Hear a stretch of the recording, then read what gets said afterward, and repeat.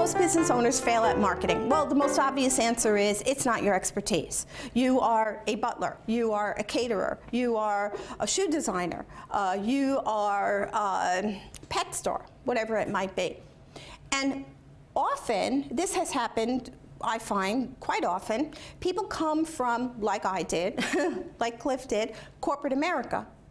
So this is what you have: a marketing department. You probably also have an advertising agency that did all of this work that you had no idea. You know, if you're a CPA at a bank or an investment firm and you decide, I want to open my own CPA firm, you don't even know that the company that you work for had a marketing department or an agency. So it isn't your area of expertise, obviously. The other thing is, I get this sometimes: oh, I can't afford it. Well, I would say you can't afford not to, right? Because it's an investment, all right? It's also a write-off, but more than that, it's an investment, right? You're investing in your business. You cannot make sales without spending money unless you're very, very lucky or have a ton of friends and a ton of family that are going to be constantly buying from you.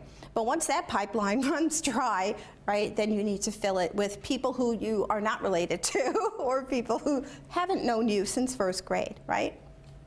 The other problem is selling features instead of benefits, and this happens quite a lot. For some reason, lately I've had a lot of technicians as clients.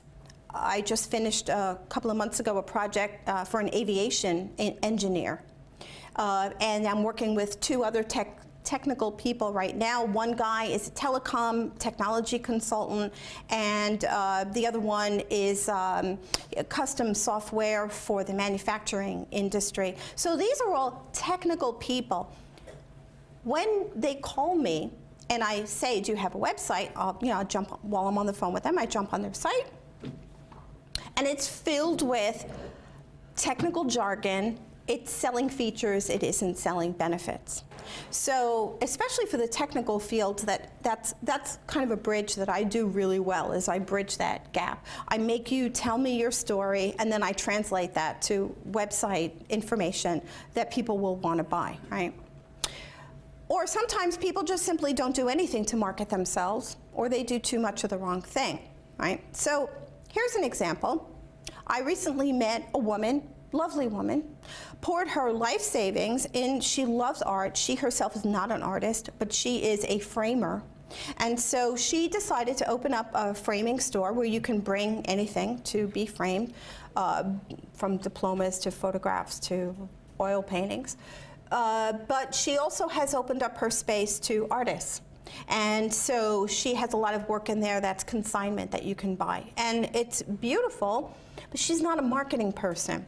So she did these beautiful postcards that she spent a lot of money on that say nothing, and she can't even mail them because she has put print on both the front and the back. They don't even have her website on it. I mean, just basic kind of stuff, right? So in her case, she means well, her heart's in the right place, but she's doing too much of the wrong thing, right? One of the other problems is not knowing who your target market is. And, again, I work with students, and sometimes I'll work with them on business plans. And so who's going to buy from you? Oh, everybody is going to want this. No, not everybody. Okay? Very, very specific. Okay? You need to be able, in 1 to 2 sentences, say who your best audience is or will be if you're not yet in business. The problem with some of this, though, is that you don't know yet who it is because you haven't opened your doors. But if you have an idea for a product or a service, you should know who most likely will want to purchase it from you. And when I first started my business, I didn't know, of course, who exactly my clients were going to be. I don't have a crystal ball, and if I did, I'd have a winning lottery ticket in my hands, right? So I had no clue. So, I knew it was going to be small businesses, and I named my business accordingly, Affordable Marketing Solutions, because I knew that if I called it, Randye Spina Marketing Consulting, people hear the word consulting and run the other way. They start thinking, oh my God, thousands and thousands of dollars, right? So I had to be careful how I named my business to make sure that my target market would understand. And I get so many clients from my website because people actually search on the phrase affordable marketing, and I pop up. So that's, it's helpful to give some thought before you name your business or your product, to give some thought to exactly who you think is going to buy it. And then not having a consistent message or image. There's a restaurant in Fairfield that is, I love Indian food, and it's obviously an Indian restaurant. The front of their store has an awning with some design and name on it in some font, and it's, I think, navy blue and white. And then they give out business cards that are green and orange. And then they spent $8,000. I tried to talk them out of it, but they did it anyway. They spent $8,000 to create and buy space at the Fairfield train station. There is this giant oversized billboard that faces Starbucks, if you know the area, right by exit 21. That looked completely different. Different colors, different font. They had so if you saw that and you said, oh wow, I love Indian food, and you would drive right by it because you wouldn't recognize it from the branding that they did on this, huge oversized graphic that they created to fill this giant space. So it's important to have, you're not IBM, right? I mean, you don't need to have a style guide, and you don't need to get too carried away. But people need to understand, like when you see upside down man, that's me. Right? That's my image, right? So try to be consistent.